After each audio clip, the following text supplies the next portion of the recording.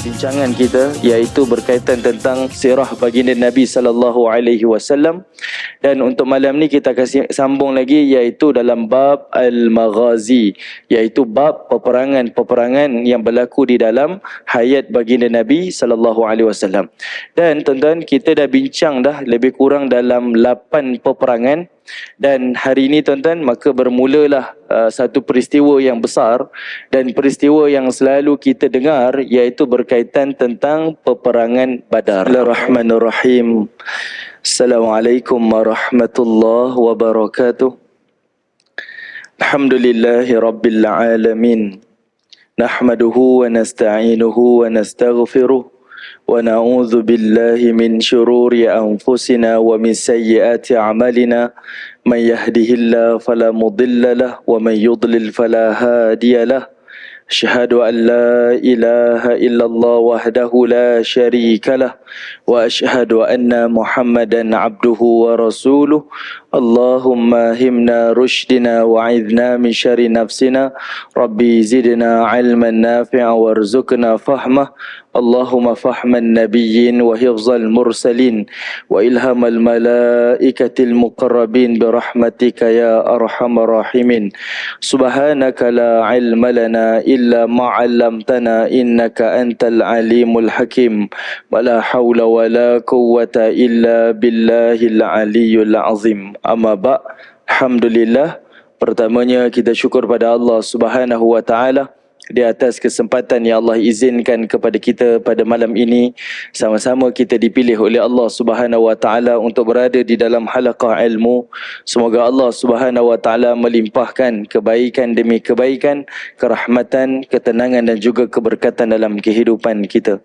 Dan semoga Allah Subhanahu wa taala juga akan membimbing hati-hati kita dengan taufik dan hidayah daripadanya, seterusnya menerangi jalan-jalan kehidupan dunia ini dengan cahaya ilmu, sehinggalah kita kembali kepada Allah di negeri akhirat nanti dalam keadaan Allah menerima seluruh amal saleh yang kita lakukan, dan Allah juga mengampuni dosa-dosa yang telah kita lakukan, insya-Allah.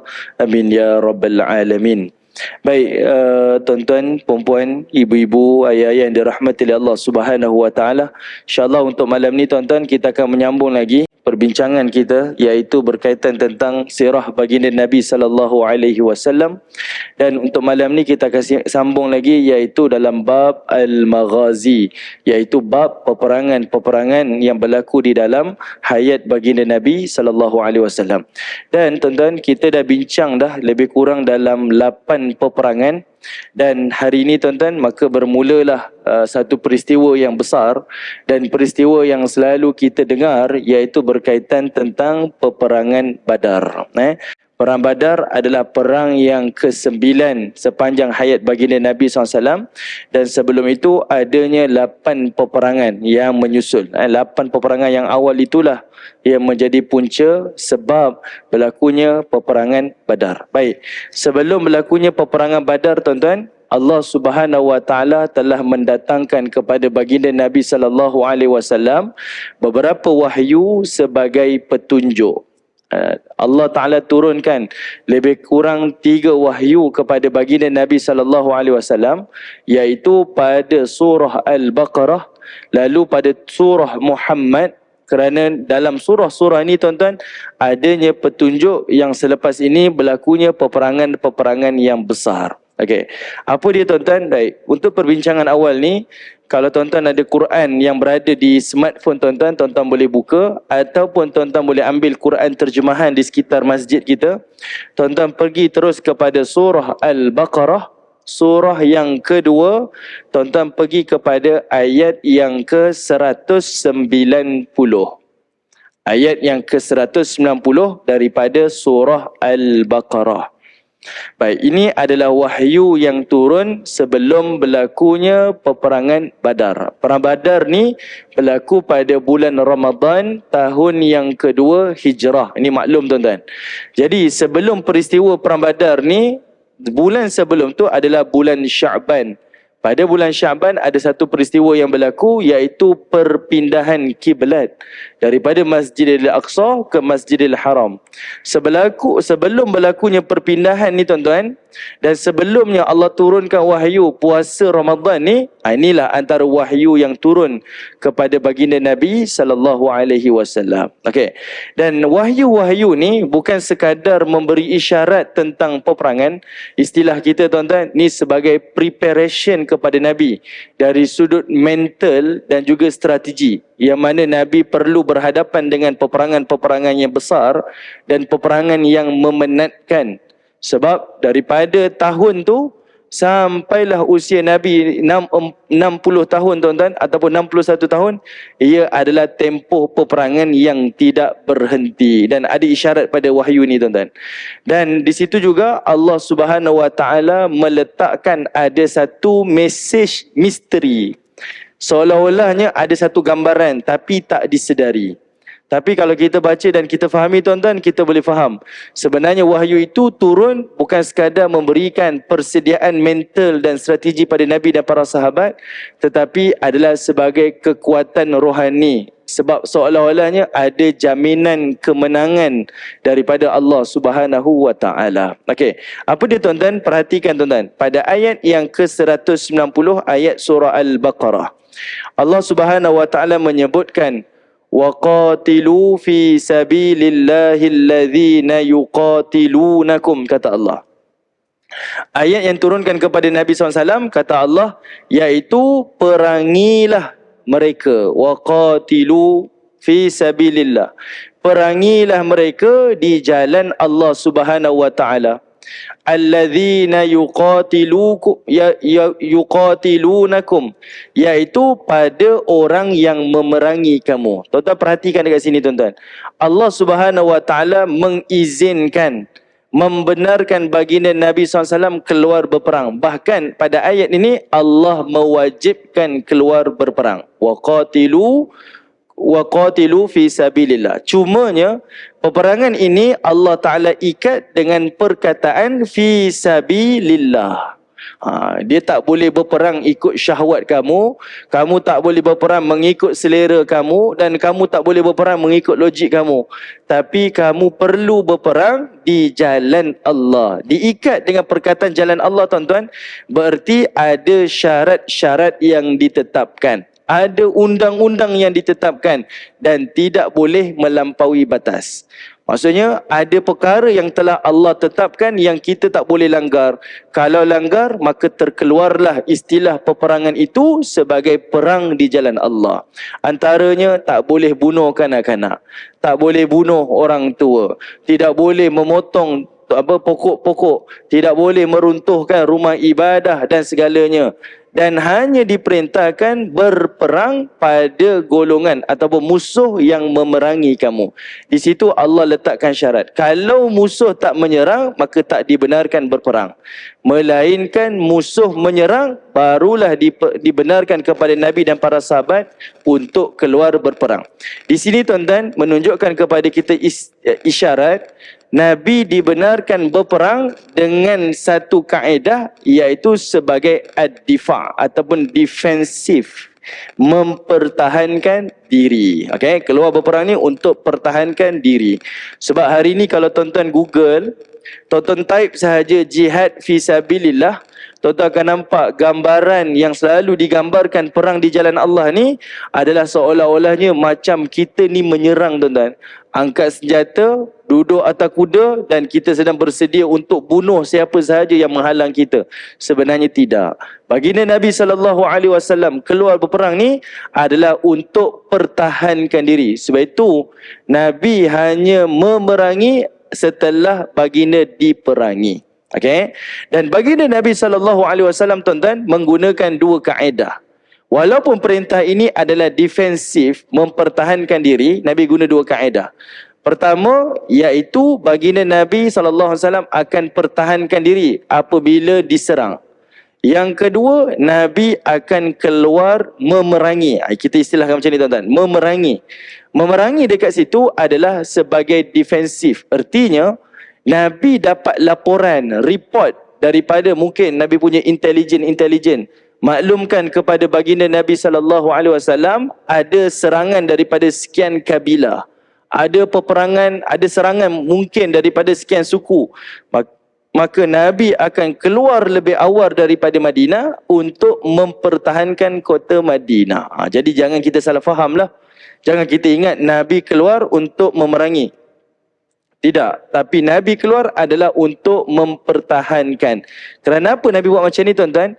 Sebab pada waktu itu tentera tak ramai. Umat Islam tak ramai. Kalau kita bersifat reaktif, diserang baru kita pertahankan diri tuan-tuan, mudahlah untuk kita dikalahkan oleh musuh. Jadi tindakan Nabi itu lebih bersifat proaktif. Okey, Nabi dapat maklumat, Nabi tahu dia nak menyerang, maka Nabi mempertahankan diri lebih awal. Keluar dan mempertahankan kota Madinah daripada luar kota Madinah. Ini kaedah yang ditunjukkan. Okey. Jadinya tuan-tuan, di sini Allah Ta'ala perintahkan dan Allah membenarkan peperangan. Tapi dengan syarat peperangan itu mestilah di jalan Allah Ta'ala. Lalu Allah Ta'ala kata apa? Wala ta'tadu. Dan janganlah kamu menceroboh. Maksudnya, jangan kamu yang memulakan peperangan. Sebab pada zaman tu kerajaan yang besar adalah kerajaan Rom dan kerajaan Parsi. Kaedah kerajaan tu tuan-tuan adalah melihat, oh kita nampak wilayah ni ada potensi untuk ditundukkan. Maka mereka hantar tentera-tentera mereka serang dan jadikan wilayah itu duduk di bawah wilayah Rom ataupun Parsi. Kemudian tengok lagi sekian wilayah. Artinya mereka keluar berperang, menyerang kawasan-kawasan yang telah mereka target. Tapi tidak pada baginda Nabi SAW. Allah tak izinkan. Nabi tak dibenarkan untuk menyerang ataupun menceroboh ataupun memulakan peperangan. Setelah diserang, barulah baginda Nabi SAW boleh keluar berperang. Ini Allah Ta'ala punya perintah. Kemudian Allah kata apa? Innallaha la yuhibbul mu'tadin. Sesungguhnya Allah Subhanahu Wa Ta'ala tidak menyukai orang-orang yang menceroboh, al-mu'tadin. Sebab itu kita ni tuan-tuan digelar sebagai Muslim, mukmin, mujahid, muhajir. Ini disebutkan di dalam satu hadis. Nabi SAW ditanyakan oleh seorang sahabat tentang apa yang dimaksudkan dengan Muslim, apakah yang dimaksudkan dengan mukmin, apakah yang dimaksudkan dengan mujahid, dan apakah yang dimaksudkan sebagai muhajir. Apa maksud Islam? Apa maksud orang beriman? Apa maksud orang yang berjihad? Dan apa yang dimaksudkan dengan orang yang berhijrah? Apa yang Nabi terangkan tuan-tuan, semuanya memberi satu mesej. Islam ni dia selamat dan dia menyelamatkan. Orang Islam ni tuan-tuan, dia selamatkan diri dia daripada kemurkaan Allah dan azab neraka Allah. Dan Islam ni menyelamatkan orang lain. Ini kita punya tugasan tuan-tuan. Kita selamatkan diri kita dan kita menyelamatkan orang lain. Okey? Jadi sebab itu Islam ni bukanlah seperti mana yang difahami, dilihat sebagai pengganas. Ada adab-adab dia yang telah ditetapkan. Okey. Baik, tuan-tuan tengok pada ayat yang ke-191. Lalu Allah Subhanahu Wa Ta'ala menyebutkan, waqtuluhum, dan kamu perangilah mereka, haitsu saqiftumuhum, di mana-mana sahaja yang kamu dapati mereka. Baik, tuan-tuan perhatikan pada kalimah saqiftumuhum. Bila Allah Ta'ala kata pergilah berperang di mana-mana sahaja yang kamu jumpa mereka, ataupun bunuhlah musuh-musuh Allah ni di mana sahaja tempat kamu berada ataupun kamu lihat mereka itu sebenarnya isyarat daripada Allah, yang mana selepas tempoh turunnya wahyu ini, maka peperangan akan berlaku non-stop. Tahun kedua hijrah ada berlaku perang Badar. Tahun berikutnya ada perang Uhud. Tahun berikutnya ada perang Khandaq. Tahun berikutnya ada perjanjian Hudaibiyah. Kemudian Khaybar. Kemudian Fatu Mekah. Kemudian adanya perang Saqif. Adanya berlaku satu perang kita sebut sebagai perang Taif. Kemudian ada perang Hunain. Sehinggalah akhir sekali iaitu perang Tabuk. Dalam tempoh perang-perang besar ni tuan-tuan, sudah tentulah mesti ada rentetan perang. Betul kan? Daripada perang Badar nak menuju ke perang Uhud tuan-tuan, perang Uhud tak terjadi sendiri. Perang Uhud adalah perang balas dendam daripada Quraisy kepada Nabi. Jadi di antara perang Badar ke perang Uhud ni tuan-tuan, ada beberapa perang dalam tempoh tersebut. Daripada Uhud nak ke Khandaq ada beberapa perang. Kita boleh kata tuan-tuan, peperangan Nabi dalam tempoh setahun lebih kurang mencecah 6 ke 7 peperangan. Kita boleh bayangkan, dia adalah satu situasi yang paling getir, sukar untuk baginda Nabi SAW.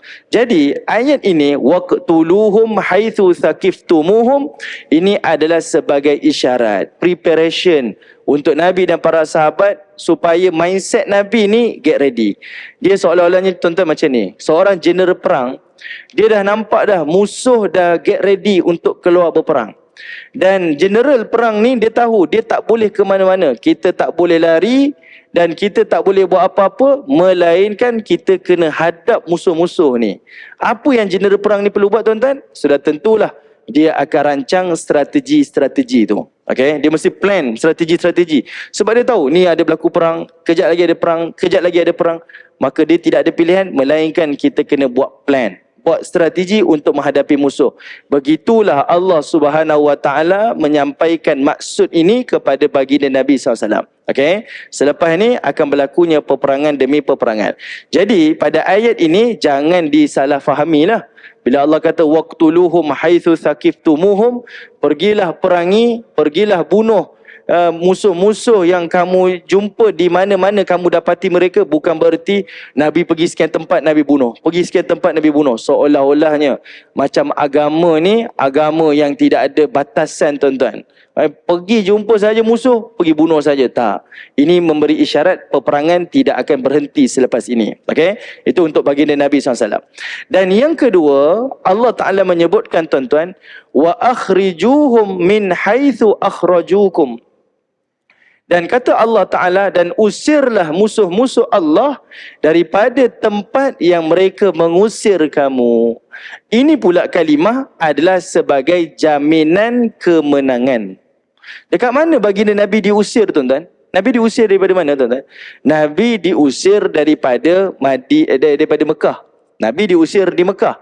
Jadi pada ayat ini Allah kata wa akhrijuhum, dan usirlah mereka min haitsu akhrajukum, di tempat kamu diusir. Maksudnya Nabi diperintahkan oleh Allah usir musuh itu di tempat musuh itu mengusir Nabi. Ini memberi isyarat Nabi akan menawan kota Mekah semula. Okey. Tadi adalah sebagai isyarat peperangan akan berterusan. Dan kali ini isyarat adalah sebagai jaminan kemenangan. Tuan-tuan boleh bayangkan dalam satu ayat ini Nabi dapat dua gambaran. Kalau kita sendiri tuan-tuan diberikan tugasan yang terlalu banyak, kita mesti akan rasa sampai satu masa tuan-tuan kita mesti akan rasa letih. Kita akan rasa penat tuan-tuan.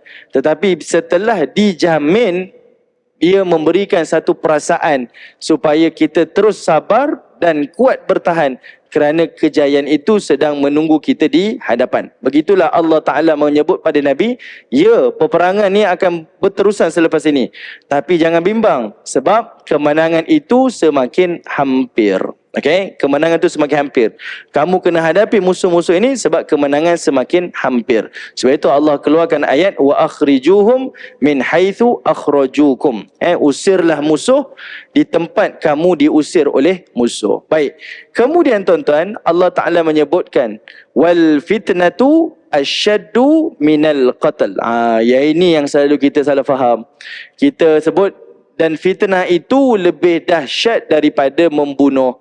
Fitnah di dalam bahasa Arab dan di dalam bahasa Al-Quran tuan-tuan bukanlah sama dengan fitnah yang kita fahami dalam bahasa kita. Fitnah dalam bahasa kita ni tuan-tuan mengatakan sesuatu yang tidak benar tentang seseorang. Itu fitnah bahasa kita. Tapi kalau fitnah di dalam Al-Quran ataupun di dalam hadis tuan-tuan, dia merujuk kepada wabak, musibah, penyakit, apa lagi tuan-tuan? Berkaitan tentang peperangan dan sebagainya. Jadi fitnah dekat sini tuan-tuan adalah merujuk kepada fitnah agama, iaitu kekufuran. Ini adalah keroksakan akidah, tuan-tuan. Dekat sini, isu yang paling besar Allah nak sampaikan. Sebab apa kamu boleh usir mereka? Sebab apa kamu boleh dibenarkan untuk memerangi mereka? Sebab dosa syirik itu lebih besar daripada dosa membunuh.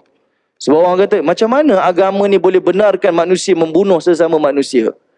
Allah Ta'ala nak memberitahu kepada kita kenapa dibenarkan alasan untuk memerangi musuh. Sebab dosa syirik lebih besar daripada dosa membunuh. Lebih besar. Jadi al-fitnah dekat sini, tuan-tuan, adalah dosa kesyirikan. Mensyirikkan Allah itu lebih besar dosanya daripada membunuh. Jadi jangan kita kata, kalau kau fitnah aku, lebih baik kau bunuh aku, tuan-tuan. Sebab fitnah itu lebih dahsyat daripada membunuh. Itu salah, tuan-tuan. Okey, itu salah. Bukan begitu maksud dia. Fitnah dekat sini adalah dosa kesyirikan. Baik, kemudian tuan-tuan, Allah Ta'ala menyebutkan lagi, wala tuqatiluhum indal masjidil haram hatta yuqatilukum fih. Kata Allah Subhanahu wa Ta'ala, wala tuqatiluhum indal masjidil haram.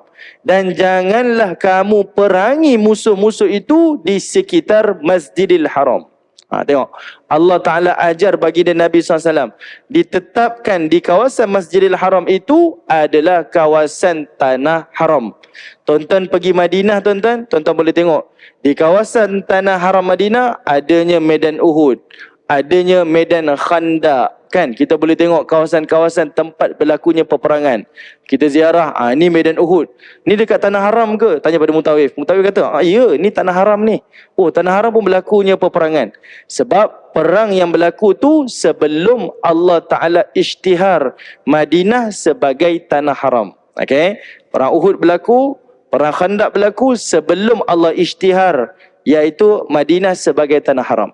Tapi berbeza dengan Masjidil Haram, tuan-tuan, iaitu kawasan itu di Mekah adalah tanah haram sejak azali lagi. Tanah haram sejak azali lagi, tuan-tuan.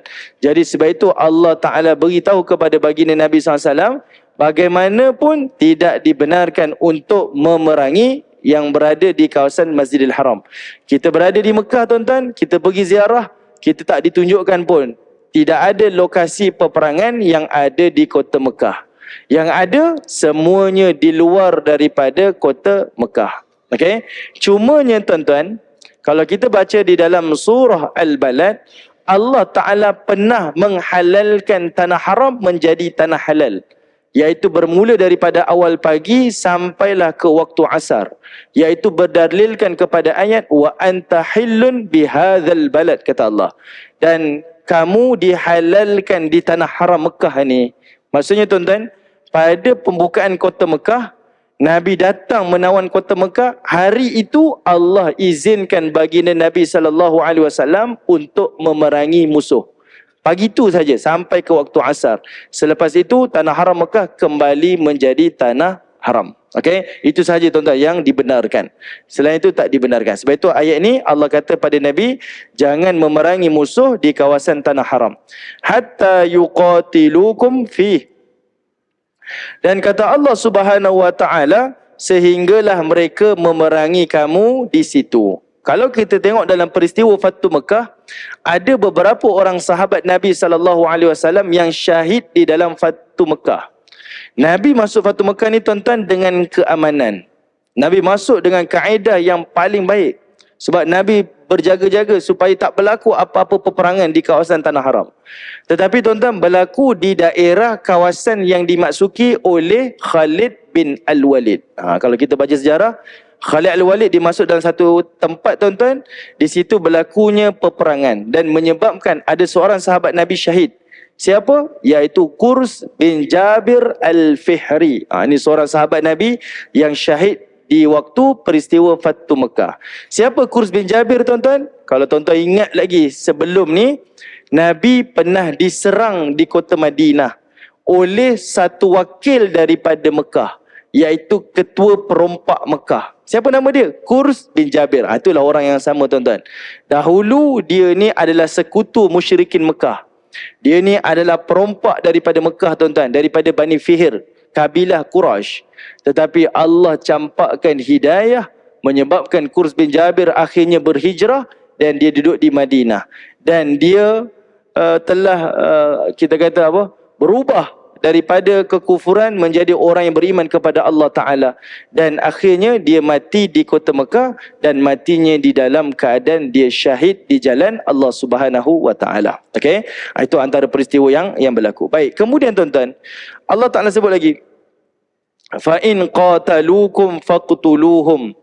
Kata Allah Subhanahu Wa Ta'ala, kalau mereka memerangi kamu, faqtuluhum, maka bunuhlah mereka.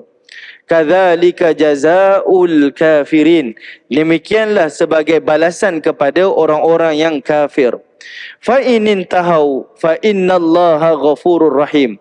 Lalu kata Allah Subhanahu Wa Ta'ala, dan kalau mereka berhenti daripada memusuhi kamu, maka berhentilah daripada memerangi mereka. Tengok tuan-tuan, ni kaedah. Kalau dia serang kamu, kamu serang dia. Tapi kalau dia berhenti, kamu berhenti daripada memusuhi dia. Maafkan dia. Kerana apa?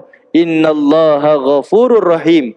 Kerana Allah itu Tuhan yang Maha Pengampun dan Tuhan yang Maha Menyayangi. Lalu Allah sambung lagi tuan-tuan. Wa qatiluhum hatta la takuna fitnatun wa yakuna ad-dinu lillah. Dan kata Allah Subhanahu Wa Ta'ala, dan perangilah mereka sehingga tidak ada lagi fitnah, tidak ada lagi kesyirikan kepada Allah. Wa yakuna ad-dinu lillah.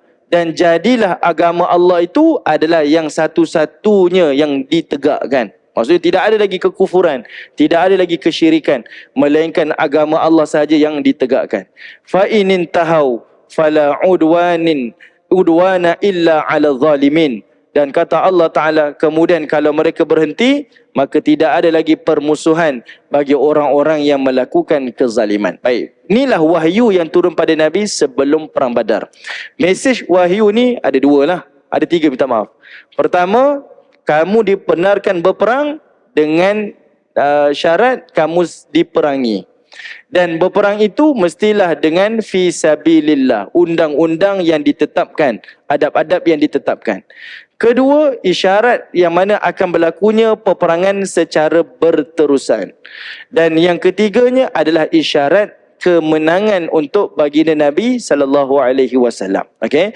Ini tiga mesej yang Allah turunkan pada wahyu ini.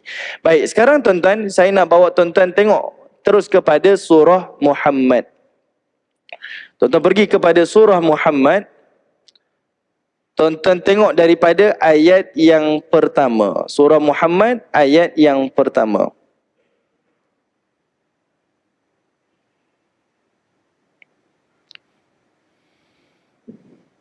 Okey, surah yang ke-47 tuan-tuan, ayat yang pertama. Allah Subhanahu Wa Ta'ala sebelum dia menurunkan wahyu ni, Allah Ta'ala explain siapa kelompok beriman dan siapa kelompok orang kafir. Sebab jangan tersalah faham.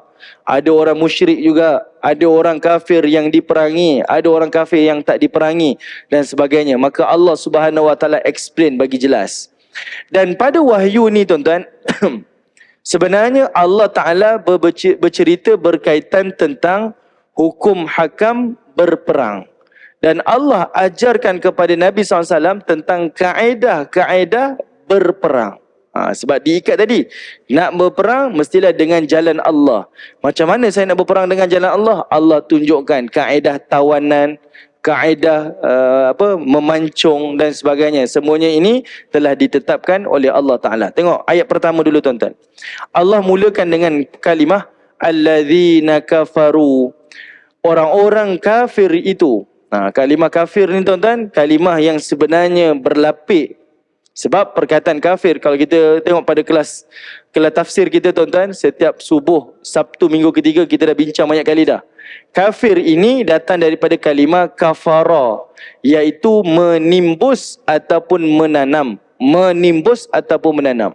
Allah menggelar dia sebagai kafir. Orang-orang yang tak beriman kepada Allah ini adalah sebab nak bagi tahu, inilah orang yang telah menimbus, menanam dadanya daripada menerima kebenaran. Dia tutup dada dia daripada ditembus dengan kebenaran. Okey? Sebenarnya itulah bahasa yang paling halus, lembut, berlapik yang Allah Ta'ala gelarkan kepada makhluk dia, yang dia beri nikmat, dia beri rezeki, dia beri segala-galanya tuan-tuan, tapi makhluk dia ni akhirnya mensyirikkan dia. Allah Ta'ala tak suka tuan-tuan. Hamba dia mensyirikkan dia. Tapi kalau hambanya memilih untuk mensyirikkan Allah, Allah Ta'ala ni tetap memberikan gelaran kepada makhluk tu dengan gelaran yang baik-baiklah. Allah tak sebut dengan gelaran-gelaran yang buruk. Kalau kita tuan-tuan, sebagai seorang, kita kata majikan lah, anak buah kita, kita yang bagi gaji pada dia. Satu masa tuan-tuan, dia bawa keluar rahsia syarikat kita, pergi serahkan kepada pesaing kita tuan-tuan. Kita akan keluarlah macam-macam gelaran untuk dia. Ni pengkhianat, ini penjahat, ini itu, ini. Kita tak kata dengan kalimah-kalimah yang baik-baik kan tuan-tuan. Tapi tidak kepada Allah Ta'ala. Baik. Sekarang Allah kata apa? Siapa orang kafir? Orang kafir itu adalah orang yang wasaddu an sabilillah. Wasaddu an sabilillah. Iaitu orang yang menghalangi. Dia halang siapa tuan-tuan? Dia halang diri dia dan dia halang orang lain di jalan Allah. Itulah orang kafir. Dia halang diri dia daripada beriman pada Allah dan dia halang orang lain daripada beriman pada Allah. Itu orang kafir. Adalla a'malahum. Dan Allah Subhanahu wa Ta'ala akan mensia-siakan seluruh amal-amal yang dia lakukan. Okey. Dan ini tuan-tuan adalah sebagai satu mesej kepada kita. Orang-orang yang tidak beriman kepada Allah, bila mana mereka melakukan apa-apa kebaikan, amal-amal saleh, orang-orang yang tak beriman tuan-tuan, semuanya amal itu tidak ada nilai di sisi Allah. Semuanya menjadi sia-sia. Ini berdalilkan daripada surah Al-Furqan. Allah Ta'ala menyebutkan, وَقَدِمْنَا إِلَى مَا عَمِلُوا مِنْ عَمَلٍ فَجَعَلْنَاهُ هَبَاءً مَنْثُورًا. Dan mereka itu melakukan amal-amal saleh. Allah Ta'ala beri ganjaran dunianya tuan-tuan. Allah balas mungkin dengan pujian, mungkin dengan penghormatan di dunia saja untuk orang-orang kafir yang melakukan kebaikan. Tetapi di hari akhirat Allah jadikan kebajikan-kebajikan mereka itu sebagai debu-debu yang berterbangan. Langsung tidak ada nilai di sisi Allah Ta'ala. Okey? Sebab orang kafir ini dia menghalang diri dia dan menghalang orang lain daripada pergi ke jalan Allah Subhanahu wa Ta'ala. Ayat yang kedua pula tuan-tuan, Allah Ta'ala sebut walladzina amanu. Dan orang-orang yang beriman ni pula siapa pula? Iaitu orang yang wa'amilus salihat, orang yang beramal saleh. Dia buat amal saleh. Wa amanu bima nuzila ala Muhammad. Dan dia beriman dengan apa yang diturunkan kepada Muhammad. Apa sahaja wahyu yang diterima oleh Muhammad, dia imani. Dan dia melakukan amal saleh. Wa huwal haqq.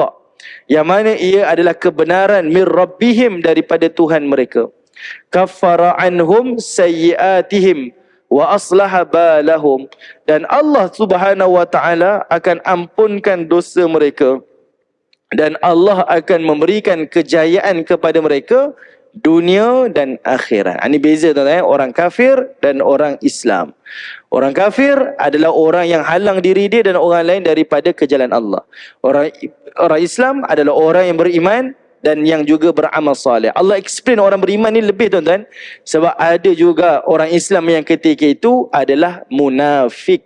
Kan? Munafik tuan-tuan, dia mengaku dia beriman tuan-tuan tapi tak beramal saleh. Ini kalangan ada orang-orang di Madinah.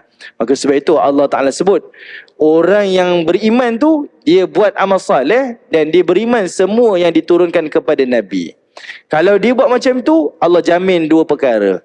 Allah gugurkan dosa dia dan Allah Subhanahu wa Ta'ala akan berikan kejayaan kepada dia dunia dan juga akhirat. Baik, kemudian tuan-tuan, Allah Subhanahu wa Ta'ala menyebutkan dzalika bi annal ladzina kafaru taba'ul batil. Yang demikian itu kerana orang-orang yang kafir itu adalah orang yang mengikuti kebatilan.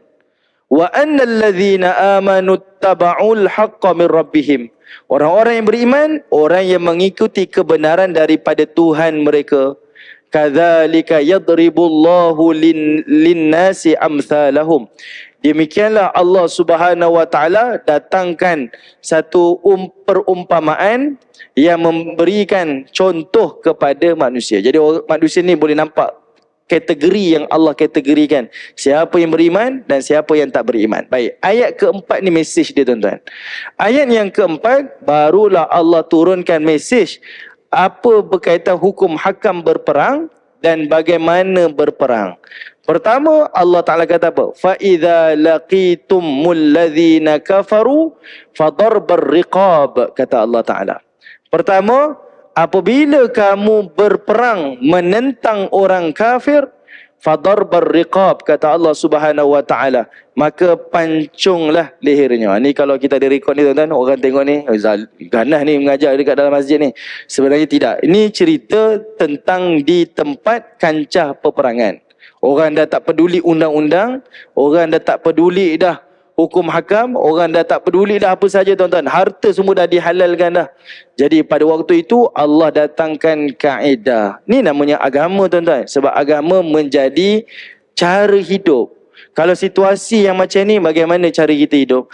Bila berlaku suasana peperangan, macam mana kita hidup? Dia mengajarkan kepada kita sedetail-detailnya tuan-tuan. Kita tak boleh kata ni ganas ni jahat ni. Tak boleh tuan-tuan. Sebab hari ni kita tengok dunia ni macam mana tuan-tuan. Sentiasa berlaku. Ada tempat yang aman damai, ada tempat yang sentiasa berada di dalam kancah peperangan, sentiasa ada. Jadi Islam ni bersifat syumul. Dia sempurna. Dia menjadi petunjuk kepada siapa sahaja. Di mana kita berada, dia datang petunjuk. Jadi Allah Ta'ala kata, ketika mana kamu menentang, memerangi orang kafir, fadarbal riqab, kata Allah. Iaitu pada waktu itu, pancunglah leher mereka. Kenapa dia ajar pancung tuan-tuan? Sebab di sini tuan-tuan, dia menafikan hukuman yang selalu dilakukan oleh orang kafir kepada musuh-musuh mereka. Selalunya mereka akan melakukan kezaliman, diseksa, dihukum, dijadikan sebagai hamba seks dan sebagainya. Tapi tidak pada agama ni, iaitu dipancung ni tuan-tuan untuk mengelakkan daripada kesakitan yang berpanjangan. Sekali tebas ni tuan-tuan, sakit sekali dah habis. Habis dah, selesai dah. Tak perlu merana berlama-lama tuan-tuan, sehingga menjadi kezaliman lah kepada pihak musuh. Di sini adalah kaedah yang Allah Ta'ala ajarkan kepada umat Islam. Dia ajar supaya kita tetap tidak menyakiti orang lain. Hatta idza athkhantumuhum fashaddul wathaqa, kata Allah Subhanahu Wa Ta'ala.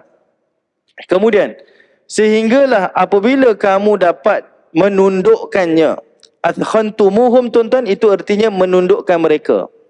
Kalau kamu dapat tundukkan mereka, fashuddul wathaqa, maka kamu ikatlah tali-tali mereka. Apa ikat kat sini tuan-tuan? Artinya kamu tawanlah dia. Dibenarkan dekat situ tuan-tuan, menawan musuh. Sebab kaedah dalam peperangan, bila ada musuh yang ditawan, berarti musuh itu akan menjadi hamba. Okay, dia akan jadi hamba tuan-tuan. Kat situlah kita tengok macam mana munculnya adanya hamba-hamba di dalam dunia ni tuan-tuan. Proses perhambaan tu datang daripada mana? Daripada ni lah. Dia berperang, ditangkap, ditawan, dan dia akan dijadikan sebagai hamba. Dan kalau kita tengok tuan-tuan, agama Islam lah agama yang paling cepat menghapuskan sistem perhambaan di dunia. Kalau kita belajar sejarah dunia tuan-tuan, mana dunia yang paling akhir sekali tuan-tuan melepaskan sistem perhambaan? Afrika kan? Last sekali. 1900 ada lagi sistem perhambaan dekat sana.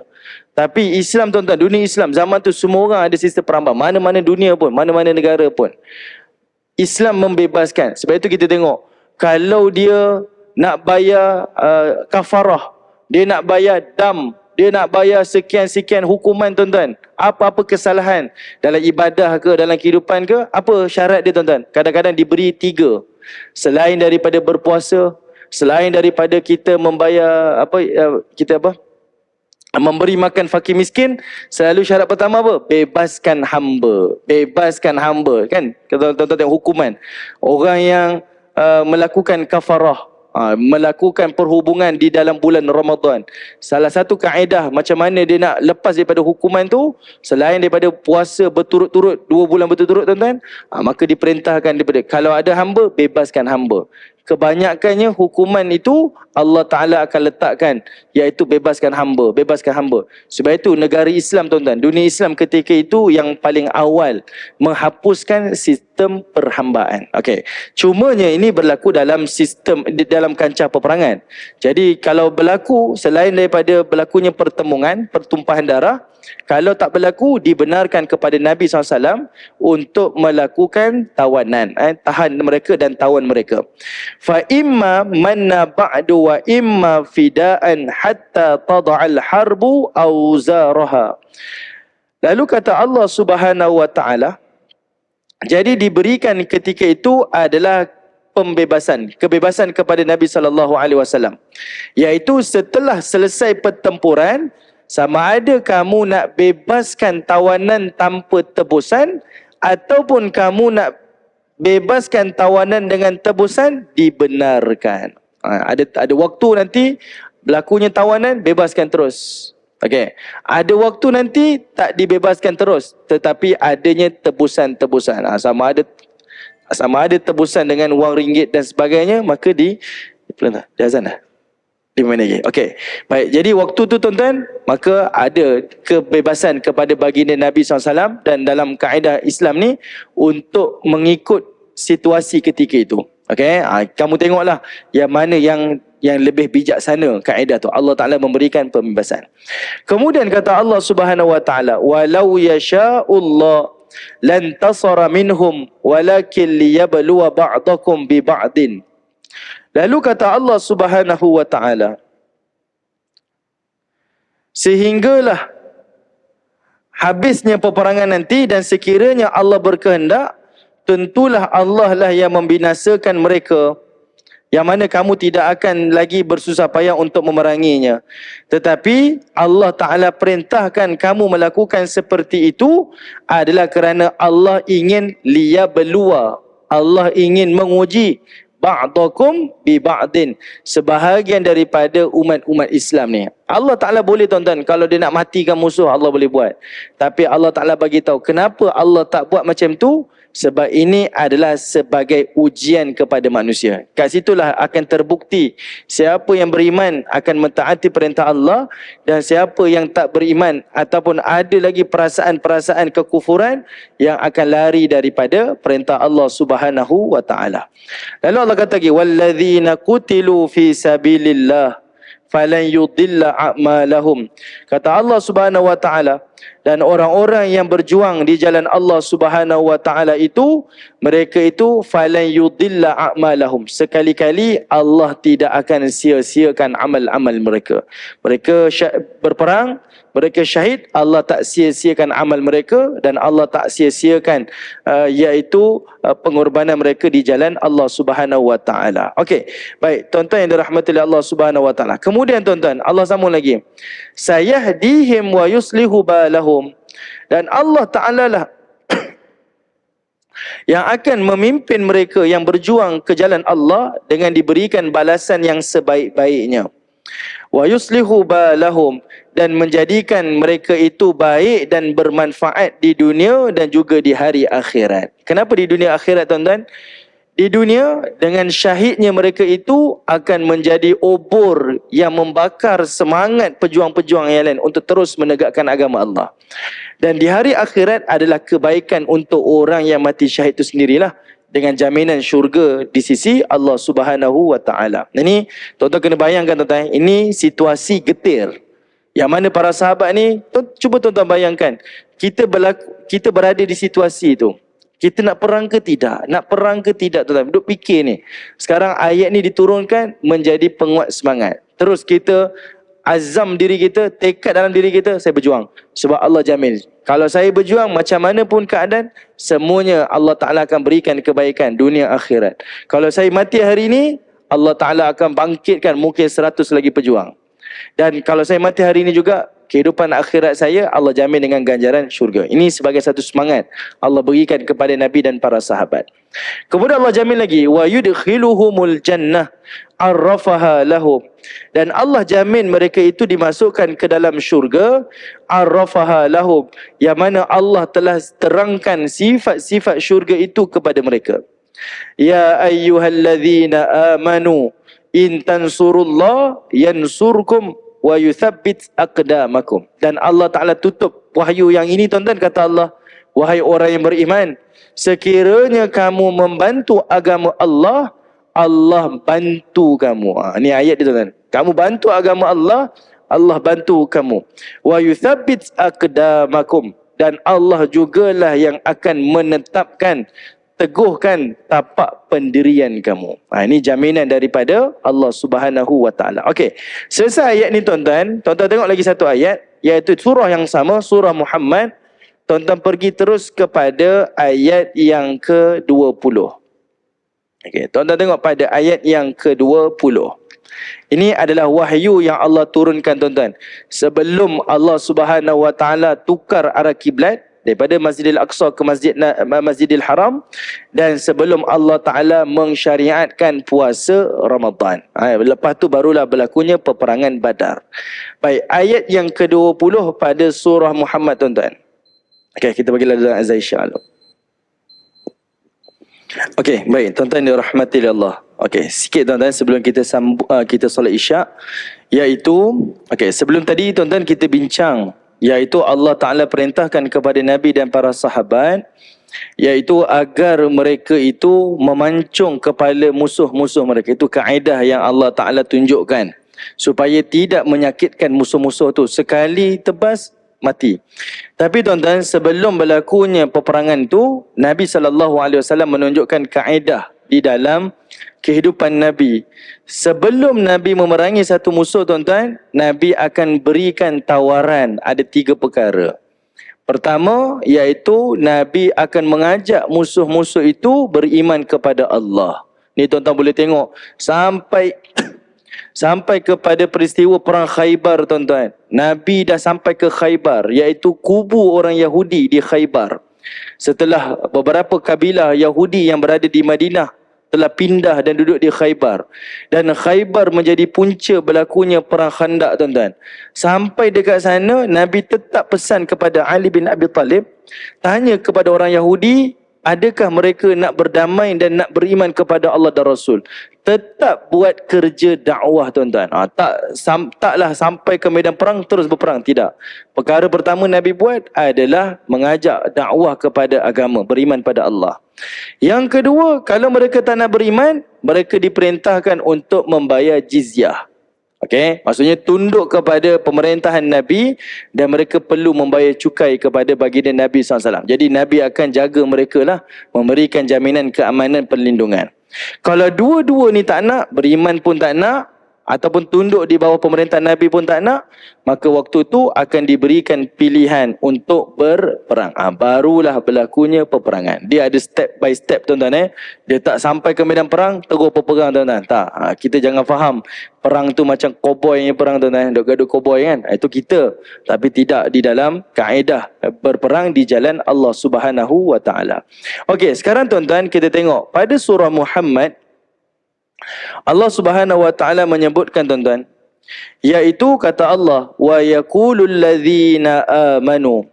Kata Allah Subhanahu wa Ta'ala, dan orang-orang yang beriman telah berkata. Orang beriman dekat sini, tuan-tuan, ada 2 keadaan. Pertama, orang beriman dekat sini merujuk kepada orang munafik. Merujuk pada orang munafik. Dia beriman, tuan-tuan, walaupun imannya itu tidak benar, tuan-tuan, tetapi Allah memanggil sebagai orang beriman, mungkin sebagai satu perlian. Seperti mana yang dia war-warkan, kami beriman, kami beriman. Jadi Allah sindir mereka, orang beriman ni berkata. Orang beriman ni berkata, Allah sindir, tuan-tuan. Macam seorang ni, tuan-tuan, duk selalu cerita, isteri saya cantik, contohlah. Kawan-kawan dia ni meluat, tuan-tuan, duk cakap, mana Tuan Haji yang isteri Tuan Haji cantik sangat tu. Kita tak mengiyakan isteri cantik, tapi duk peli Tuan Haji tu sebab duk kata isterinya cantik, macam isteri dia seorang je cantik. Kita kata macam tu lah. Jadi orang-orang munafik zaman tu, tuan-tuan, duk war-warkan dia lah yang paling beriman. Budak-budak muda kata apa? Terpaling beriman ni. Jadi Allah kata, inilah orang-orang beriman ni berkata, sebagai satu sindiran. Yang kedua adalah Orang beriman dekat sini, ya, orang yang benar-benar beriman. Tetapi mungkin adanya lemah iman dia. Ataupun orang yang dia beriman, tetapi pada waktu tu tuan-tuan, Nabi SAW ni dalam bab peperangan, Nabi tak sebut, minta maaf. Dalam bab ketika itu, Allah tak turunkan wahyu bercerita tentang perang. Cerita tentang jihad tidak ada. Yang cerita bab perang dan jihad ni semuanya daripada hadis-hadis Nabi sahaja. Okey, jadi ada kalangan mereka ketika itu, betul ke berperang ni, betul ke berjihad ni? Tak sampai pun ayat-ayat daripada Quran. Jadi Allah rekodkan tuan-tuan. Orang-orang ketika itu yang beriman kata apa? Laula nuzzilat surah. Dia kata, pada waktu itu kata Allah Subhanahu Wa Taala, alangkah baiknya lah kalau diturunkan satu surah daripada Al-Quran. Yang mana surah itu berbicara berkaitan tentang perang. Sebab cerita perang, cerita jihad zaman tu, era tu tuan-tuan, semuanya daripada hadis-hadis Nabi. Tidak ada satu wahyu daripada Quran. Ni caralah kalau orang munafik tuan-tuan adalah untuk dia lari daripada medan perang. Dia nak lari daripada tanggungjawab tu. Jadi dia berdalih, tak ada pun turun wahyu kata kena perang. Ni semua kata Muhammad je. Betul ke ni? Macam tu. Jadi Allah rekodkan. Lalu kata Allah, فَإِذَا أُنْزِلَتْ سُورَةٌ مُحْكَمَةٌ. Maka ketika itu Allah Subhanahu Wa Taala turunkan satu surah yang muhkam. Satu surah yang telah ditetapkan, ditegaskan hukum hakam berperang. Allah cerita macam mana nak berperang, kaedah berperang, apa hukum berperang ni, wajib dan tidak sebagainya. Allah Ta'ala explain. Bila sebut muhkamah ni tuan-tuan, artinya ayat itu tidak akan lagi dimansuhkan lah. Maksudnya ayat itu ditetapkan dan ditegaskan. Wa dzukira fihal kitab. Dan ayat itu adalah bercerita berkaitan tentang hukum yang mewajibkan untuk berjihad. Lalu kata Allah, ra'aital ladzina fi qulubihim maradun. Ketika itu kamu akan tengoklah orang-orang yang ada penyakit di dalam hati dia. Ini siapa ni? Orang-orang munafik ni yang duk minta Allah Taala turunkan satu surah cerita tentang perang ni. Kamu akan tengok bila Allah dah turunkan wahyu tentang perang, kamu tengok ini ada orang-orang yang berpenyakit, yanzuruna ilaika nazaral maghsyi alaihi minal maut. Yang mana mereka akan terbeliak mata dia dan dia akan rasa takut dalam hatinya untuk menghadapi mati. Okey, bila Allah dah perintahkan pergi perang, wajibkan perang dalam situasi getir itu, kamu tengok orang yang penyakit hati akan terbeliak mata dia dan hatinya itu akan rasa takut pada kematian. Fa'aula lahum. Ketika itu kebinasaan akan hampir kepada mereka. Baik, kita bincang tuan-tuan 3 wahyu ini tuan-tuan. Secara kesimpulannya, inilah mesej daripada Allah Ta'ala, iaitu perang akan bakal hampir kepada mereka dan Allah juga jamin ketika itu adalah kemenangan juga makin hampir kepada Nabi dan juga para sahabat. Okey, inilah 2 sebab Allah Ta'ala turunkan wahyu-wahyu ini sebagai penguat kepada baginda dan juga para sahabat. Dan insya-Allah pertemuan yang akan datang kita terus bincang kepada peperangan Badar. Wallahu Ta'ala a'lam. Assalamualaikum warahmatullahi wabarakatuh.